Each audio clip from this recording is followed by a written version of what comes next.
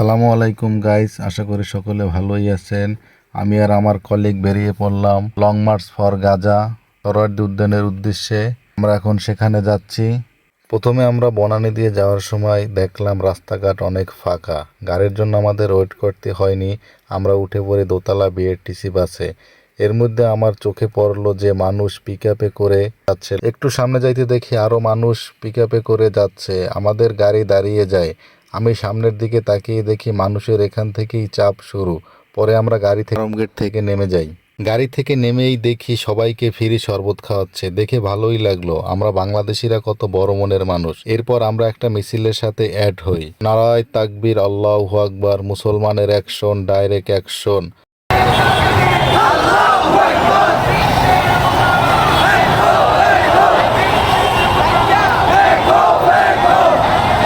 আমার ভাইয়ের রক্ত বৃথা যেতে দেব না, ইসরায়েলি পণ্য বয়কট বয়কট, সবার সাথে স্লোগান দিতে লাগলাম।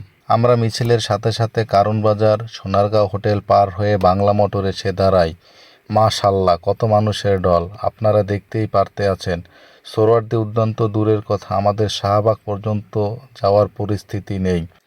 এদিকে আমরা দেখতে আছি কিছু মানুষ শাহবাগ দিয়ে ব্যাক করছে, কারণ ওইদিকে মানুষের অনেক চাপ। আমরা বাংলা মোটর এসেও দেখি এখানে মানুষ পিকআপে করে শরবত খাওয়াচ্ছে, পানি খাওয়াচ্ছে, যে যেরকম পারছে মানুষদের সাহায্য করছে। দেখতে খুব ভালোই লাগে। মানুষ মানুষের জন্য, এটাই তো। কারো হাতে পতাকা, কারো হাতে কালিমা লেখা পতাকা। আজকের লং মার্চে মিজানুর রহমান আজহারি হুজুর, শায়েখ আহমদুল্লাহ হুজুর সহ আরো অনেক বিশিষ্ট গণ্যমান্য হুজুর এবং ব্যক্তিরা আসছে। দলমত নির্বিশেষে সবাই আসছে। এই জন্য এক ইসলামের মিলন মেলা। সবাই ফিলিস্তিনির শান্তি চায়। শুধু মুসলমানরা না, হিন্দু, বৌদ্ধ, আরও বিভিন্ন ধর্মের মানুষ আসছে। সবাই গাজাবাসীর শান্তি চায় এবং এই হত্যাকাণ্ডের বিচার চায়।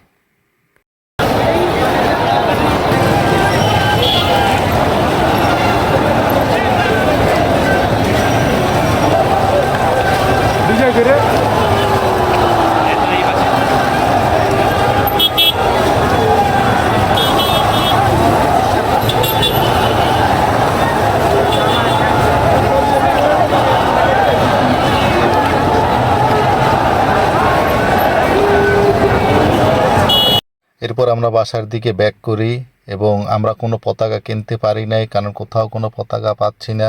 পরে একজনের কাছে পতাকাটি চেয়ে হাতে নিয়ে উড়ালাম।